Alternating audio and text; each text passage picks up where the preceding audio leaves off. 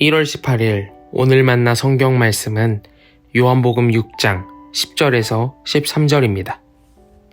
예수께서 이르시되 이 사람들로 앉게 하라 하시니 그곳에 잔디가 많은지라 사람들이 앉으니 수가 5,000명쯤 되더라.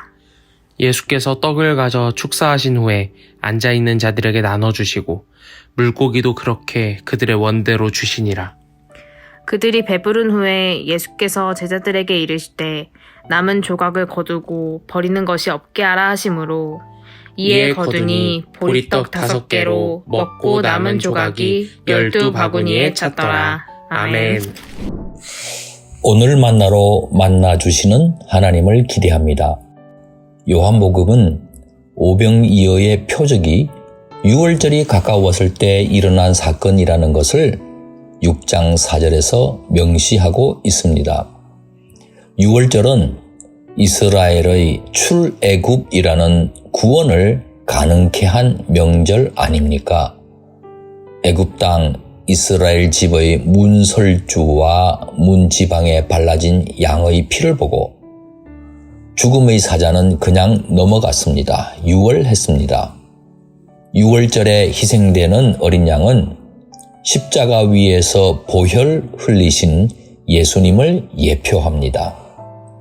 출애굽한 이스라엘은 아무것도 없는 광야로 들어갔습니다. 애굽을 떠나올 때 갖고 온 양식이 떨어지면 하루하루가 막막한 광야입니다. 사망의 음침한 골짜기도 걸어야 했습니다. 생계 막연할 수 있는 지금의 우리가 광야의 이스라엘입니다. 하나님께서는 이스라엘에게 매일같이 만나를 내려주셨습니다. 일용할 양식입니다. 오늘에 필요한 만나입니다. 하나님은 이스라엘 사람들을 먹이시는 선한 목자셨습니다. 원수들이 보는 앞에서 상을 베푸시고 먹여주실 뿐 아니라 푸른 풀밭, 쉴만한 물가로 인도하셔서 안식을 누리게 해 주셨습니다. 예수님은 선한 목자이십니다. 광야에서 이스라엘을 인도하셨던 하나님을 그대로 보여주십니다. 따르던 무리들을 먹이시기 위해 앉히셨습니다. 다른 복음서는 오병이어의 표적이 빈들에서 일어난 사건이라고 기록합니다. 하지만 요한복음은 그 장소에 잔디가 많았다고 기록하고 있습니다. 푸른 풀밭으로 인도하시는 시편 23편의 목자를 연상케 합니다. 예수님은 오병이어를 놓고 축사하시고 제자들을 통해 따르던 무리에게 나누어 주셨습니다. 다들 충분히 배불렀을 뿐 아니라 12바구니에 가득할 정도로 남았습니다. 하나님 떠난 세상은 결핍과 한계투성이입니다. 때문에 사람들은 있을 때 사재기하고 쌓아두려고 합니다.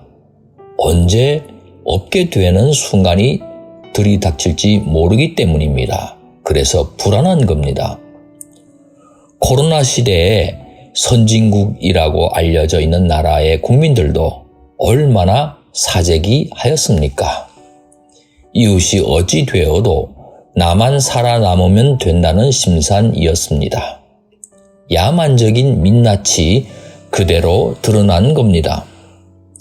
하지만 예수님께서 보여주시는 하나님 나라는 부족함 없고 오히려 차고 넘칩니다. 이스라엘이 광야에서 먹었던 만나도 쌓아두면 썩어서 먹지 못하지 않았습니까? 만나를 공급해 주시는 하나님을 신뢰하면 안심이 되는 겁니다.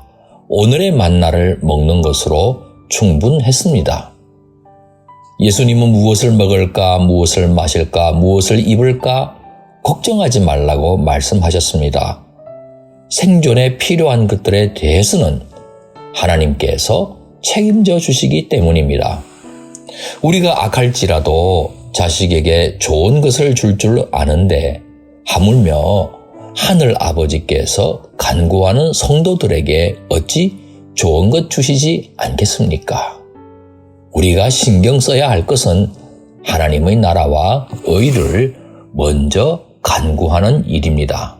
기도하겠습니다. 생계가 막연한 분들을 책임져 주시는 우리 하나님 감사합니다. 코로나 시대에도 하나님의 나라와 하나님의 의를 먼저 구하겠습니다. 믿음을 더해 주옵소서. 예수님 이름으로 기도합니다. 아멘. 이제 두 가지 제목으로 기도하겠습니다. 첫째, 코로나 시대에 광야 같은 인생길을 걷고 있는 우리 성도님들에게 풍성하고 넉넉하게 살아가도록 그 필요를 책임져 주옵소서. 둘째, 우리 대한민국의 경제를 올바르게 이끌어갈 지도자들을 세워주셔서 넉넉히 누릴 뿐 아니라 어려운 이웃 나라에도 나누어 줄 것이 있게 해 주옵소서. 이 제목으로 기도하신 후에 개인 기도 하시겠습니다.